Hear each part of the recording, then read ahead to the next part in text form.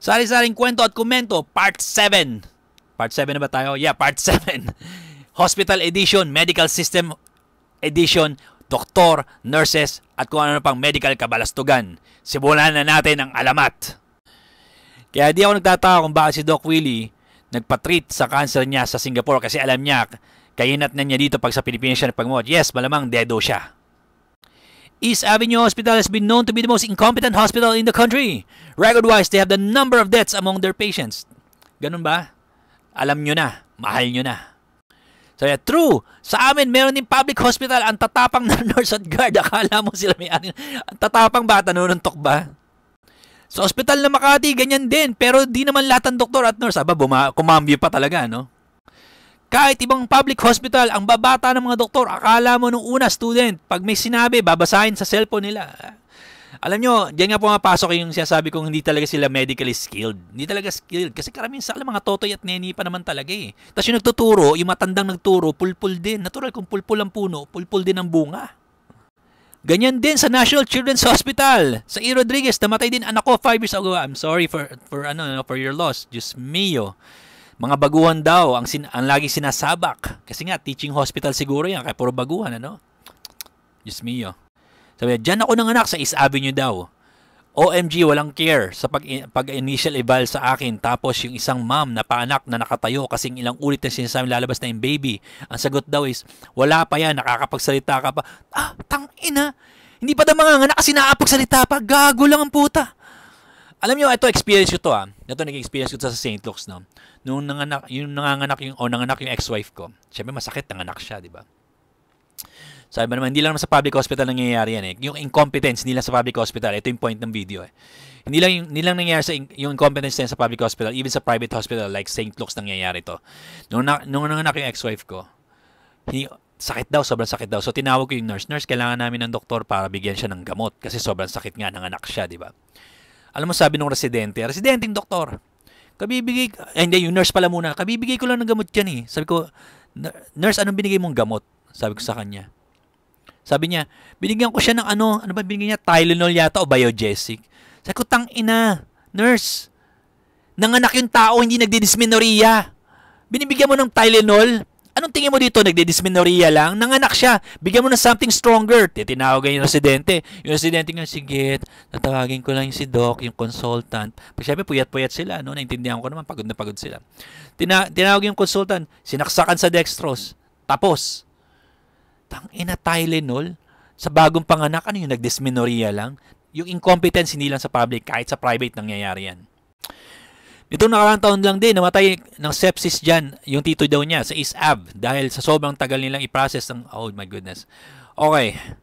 Sabi, I agree with the other comments na yung mga some nurses din talaga kapag kinakausap mo sila, their actions and how they act to you is very off-putting, no? Off-putting, siguro ibig sabihin, off-putting, like they try to ignore you. Maraming sasabi sa inyo na, Doc, ba't lagi kang galit? Napaka-unprofessional mo naman. Alam niyo, ang professionalism hindi nakikita sa pagsasalita. Nakikita yan sa gawa. Maraming doktor, nurses, medical professionals, malumanay magsalita. Kala mo si Kuya Cesar. Malumanay magsalita. Ang gagalang, ang nilinis magsalita. Pero lumalabas sa bibig, puro kabalastugan, puro kasinungalingan, puro katarantaduhan. Wala sa pagsasalita ang professionalism. Nasa gawa. Kaya natatakot talaga ako magkasakit dito sa atin eh. Yes, nakakatakot magkasakit sa Pilipinas kasi pag nagkasakit ka, malamang dedo ka. May nag-comment, walang magagawang admin ng hospital kasi pag itinurmate nila ng nurses at doktor, mawawala ng employee. Public hospital, hindi nagkukulang ng mga aplikante. Araw-araw marami nag-a-apply dyan. Kaya lang ang kinikip nila yung may mga backer, yung mga may connection. Yun naman talaga. Kaya yung trabahong gawa, hindi maayos. Hindi mga professional. Mga totoy at nene. Yung somebody na susunod lang sa sistema, sa medical sindikato. Yung mga kupal, yun ang hinahire nila kasi connected lang, kasi may backer. Hindi nawawala ng aplikante ang mga public hospitals.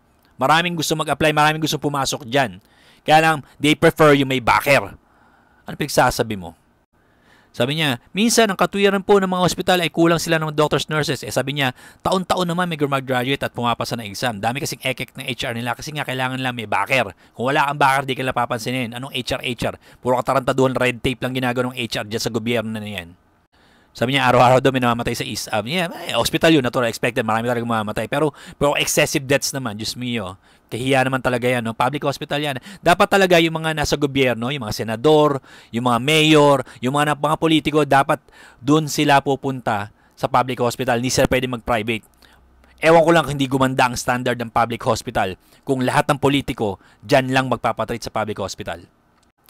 Wala kasi tayong batas para parusahan ng mga ganyan, kaya dumarami ang balasuba sa doktor dito sa Pilipinas. Alam mo, ano ba ang dumadami na balasuba sa Pilipinas? Yung mga hilot palagutok, yung mga nagkakairo, walang lisensya yun. Alam mo, di ba pagka yung police, napanggap kang police, huhulihin ka, di ba, arestuhin ka, bakit yung mga nagpapanggap na doktor, yung nagpapanggap na manggagamot, hindi hinuhuli? Tanong ko lang, asking for a friend.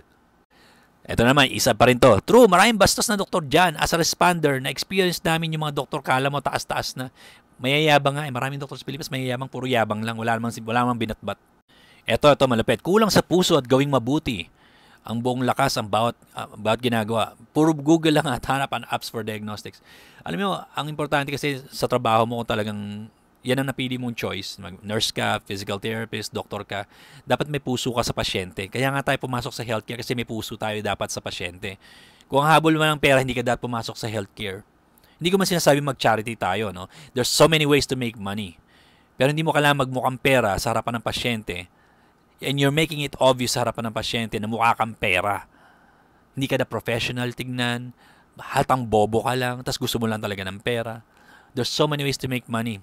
Hindi mo kailangan pumasok sa healthcare kung pera lang habol mo. Finally, sabi niya, healthcare system sa Pinas. Bulok talaga. Ano pa ba sasabihin mo natin sa Pilipinas? Ang Pilipinas po ay isang malaking preso. Paano kung sabing preso, subukan mo lumabas, tingnan natin kung palabasin ka ng Bureau of Immigration. Haharahin ka, i-offload ka ng Bureau of Immigration kasi nga preso ang Pilipinas. At alam niyo naman, ang healthcare system sa isang preso ay hindi maganda. Maliban lang nasa ibang bansa ka. Norway, for example, or even America. Mas maganda-ganda ang presohan doon at healthcare system nila doon. Mas maganda pa nga sa mga nasa labas. Anyway, yan ang sari-saring kwento at komento. Part 7, Hospital Medical Care System, Medical Sindicato System Edition.